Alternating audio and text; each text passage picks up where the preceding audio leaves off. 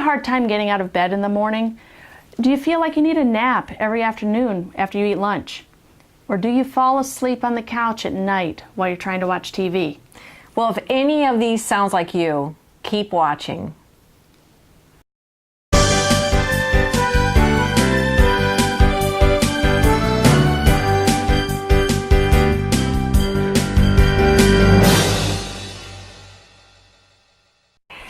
Hi, I'm Dr. Sue. And I'm Dr. Nancy.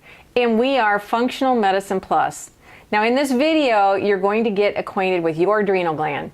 We're going to look at the stress hormones that the adrenal gland makes, because sometimes they don't quite make enough, and when they don't, you can feel really exhausted. And then we are also going to share tips with you on how to conquer your fatigue. So let's get started. Here's a picture of your adrenal glands. Your adrenal glands sit right on top of your kidneys. Sue's going to show us where they're at. Alrighty. Your adrenal glands sit on top of your kidneys here, and you've got one on each side. They're actually right deep to these ribs that you can feel, and they're actually protected by the ribs. So we have two of them, and they're both smaller than a golf ball. But these are mighty powerhouses. They create a bunch of hormones for us. One of the first hormones that we like to think about is aldosterone. Aldosterone stabilizes our salt in our blood. It regulates it, it makes it go up and down, and what that really does is it helps keep our blood pressure up. A second type of hormones the adrenal glands make are the sex hormones. Estrogen, testosterone, DHEA. It makes it in small amounts, so not as much as your ovaries or your testicles do, but it helps to kind of fill in the gaps. And then I like to call these the penultimate adrenal hormones, because these epinephrine and norepinephrine are also known as adrenaline. And these are the ones that your adrenal gland will pump out when you have an immediate threat. Like you're driving down the road and all of a sudden this big truck comes along and tries to knock you out of the way by moving into your lane. That's when your adrenal kicks these out, and that helps to activate your body so that you can immediately react. And the ultimate hormone that the adrenal glands make is cortisol. Cortisol is our major stress hormone. It has a lot of functions, and if you check out here, one of the first things it's really important for is fighting inflammation. So when we have a lot of inflammation in our body pumps out more cortisol. It's kind of similar to, like, if anyone's ever used prednisone in the past, that is similar to cortisone, and it helps, or cortisol, and it helps to reduce the amount of inflammation. Cortisol also is involved in sugar metabolism. So when we're stressed, we need a lot of energy. So it creates more sugar in our system, in our bloodstream, to help fuel everything. So to summarize what the adrenal glands do, they respond to stresses. They are always on alert, but when they do so, they need some nutrients in order to make your hormones. The adrenal gland stabilizes functions in your body, and it is vital to life. So as Sue said, our adrenal glands need nutrients. If we take a closer look here, we can see some of those nutrients listed. Lots of vitamins and minerals and other nutrients. There's minerals like magnesium, or vitamins like vitamin B6, folate, which is vitamin B9, and B12. Also, vitamin C helps to prop up our adrenal glands during times of stress. Actually, a lot of times if I'm not feeling well, or I think I might be coming down with something, I say, "Hey, Sue, do you have any vitamin C?" She usually pulls out a little baggie out of her purse and hands me one. And it usually helps. The other thing that is kind of the backbone to a lot of these hormones is cholesterol. Cholesterol is the major building block, and if we don't have enough cholesterol, we cannot build these hormones effectively. And that was all of the hormones that we already mentioned, not just cortisol. We also need ATP. ATP is the body's energy source. It's our fuel. And there are certain nutrients like coenzyme Q10 or acetylcarnitine that help to fuel that system to build our gas, our ATP. So if we don't have these, or let's say we're stressed over a long period of time, you'll see that the nutrients are getting less and less because they're being used up, and they're being used up faster than we can replace them. And eventually, we can't create enough cortisol, and we don't feel good. We get weak and fatigued. So when we get weak and fatigued, we actually have named that situation a disease, and that's called Addison's disease. What happens when somebody has Addison's disease, Nance? What do we do with them? We give them medications that are similar to the hormones that the adrenal gland naturally makes. Or what we really need to look at is the everyday function of our adrenal glands. So if you're feeling weak or tired, fatigued, you just feel like you don't have any get up and go, or you're feeling irritable, you may want to figure out what your adrenal glands are doing. And we want to look at how they're doing on a daily basis. We can do this with a test that's called the Adrenal Stress Profile. If you check out our affiliate link down below, you can actually go directly to the test that we're talking about. The Adrenal Stress Profile actually looks at 4 different samples of saliva. You actually spit into these 4 different tubes at different times throughout the day. Before breakfast, before lunch, before dinner, and before bedtime. And what happens is when the lab analyzes it, they can plot your levels along a curve so you can see what's actually happening through the day. This will help you to stage your adrenal glands, which means you'll be able to figure out which category you may fall in or which range. When we talk about stages, we talk about stage 1 through 4. 1 being the healthiest state, and then by the time you get to 4, you're well on your way to the Addison's disease. So you might like to follow along and try to guess what stage your adrenal glands might be in when you listen to what the stages really are. The first one is called the alarm stage. Let's take an example. Let's take Julie. Julie is a young lady who's having her first baby. She's in the hospital. She's in pain. All the relatives are starting to gather around, and that's stressing her out. She's worrying about, oh, I hope this baby is fine. I hope this baby sleeps. And she's wondering, maybe I left the stove on at home. So her adrenal glands, in response to that stress, will dump out hormones immediately. There will be an immediate response. They will be making hormones all along, and they'll do so to increase her alertness. When that whole situation is over with, she's going to feel tired. But the beautiful thing about stage 1 is the adrenal gland has plenty of reserve, and it is able to fully recover just in case it needs to go through that process again in the near future. Here's another example of fight or flight. When you get hit by an immediate threat, you either fight or you flee. Here's how we plot it on that adrenal stress profile. This is what it looks like when the test comes back. We're going to focus on the right side here because this is the cortisol curve. And remember, Nancy said, yes, spit into a little tube in the morning, at lunch, at dinner, and nighttime. So this is a day. This is a day. In the blue here is where we expect our levels to be, with the average range being the dotted blue here. Where's Julie fall during this immediate alarm stage?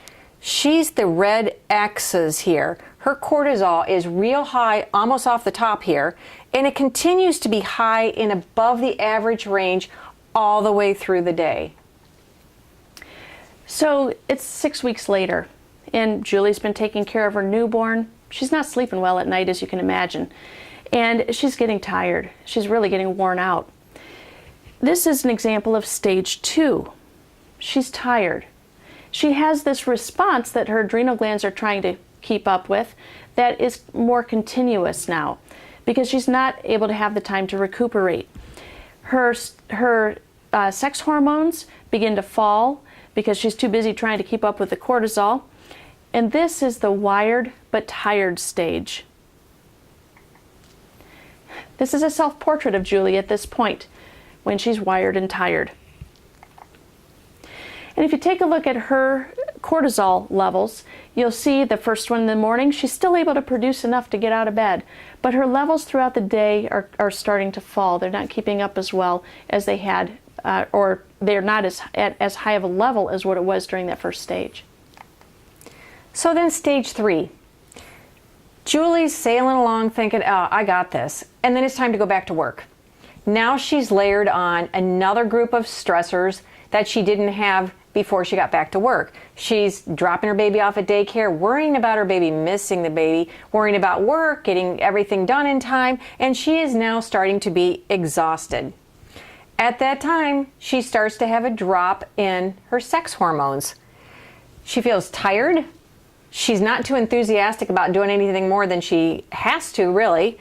And this might be the time that she starts to find out that, oh, I feel like I'm getting sick all the time. I'm having a lot of infections.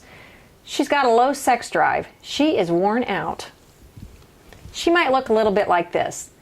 So at this stage, what would her adrenal stress profile look like? Here's the curve again here. And now you can see the X's have fallen down below the average range here, and they continue to fall down below that throughout the day. And then picture this. Julie's sitting at her desk, feeling overwhelmed because she's trying to finish this project, and the phone rings. Sue's going to be her husband. Hello? Hi, hon, what you doing? Well, I'm trying to figure out this program, but I'm having a really hard time. What do you need? Well, I just called to let you know that I invited the boss over for dinner and his wife as well. You did what? Oh, don't worry, I'll do everything. I gotta go now. See ya. I'll talk to you later. Bye.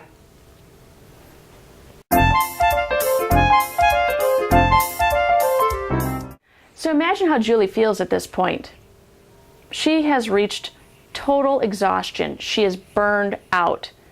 She's got to get the food yet. She has to make dinner. She has to get the baby. Too much to do. Ongoing stresses. She's done. She has less of a chance of being able to tolerate this because she can't keep up with those stress hormones anymore. Her cortisol has dropped. She might have symptoms of being extremely exhausted, having a hard time getting out of bed in the morning. She could be irritable. Her blood pressure might be in the toilet. And that phone call caused extreme panic. This is probably how she's feeling at this point. If we take a look at her stress curve for stage 4, her burnout stage, her cortisol levels have dropped all the way throughout. So to sum that up, stress affects your body. It makes you weak and it makes you tired. It also affects your mind and your spirit. Remember how Julie started to feel as time went on? She was tired, she started getting cranky, irritable, even depressed, and finally even panicked. It also can affect your relationships. She's not so hot about her husband right now. So if you're feeling any of these particular symptoms, if you think, wow, this could be like me, but I'm not really sure, you may actually want to get yourself tested with that adrenal stress profile. Again, check out the affiliate link below.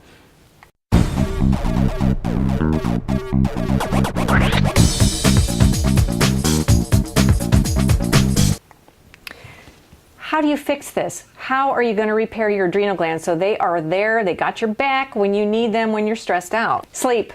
Sleep is everything.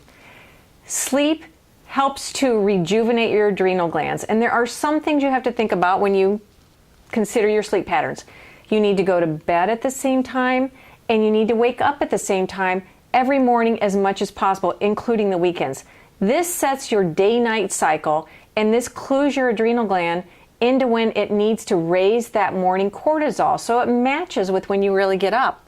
You also need to be careful about naps. It's okay to take them, but if you do, try to take one before 3 o'clock and make it less than an hour so it doesn't interfere with your day-night cycle or your diurnal rhythm.